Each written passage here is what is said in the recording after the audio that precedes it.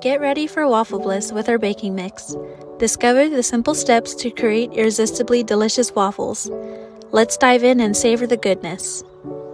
Step 1. Separate egg yolks from egg whites in 2 bowls.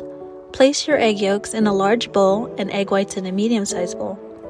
Step 2. In the bowl with the yolks, add buttermilk and oil, mix until smooth.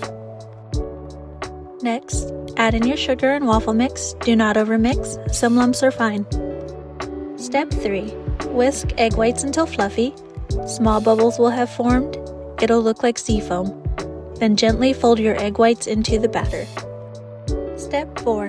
Mix in water a little at a time to adjust the batter's consistency to your liking. Your batter is now ready to be cooked. Now for the fun part. Plate your delicious waffles and dress them up any way you'd like. There's no limits to your waffle creations.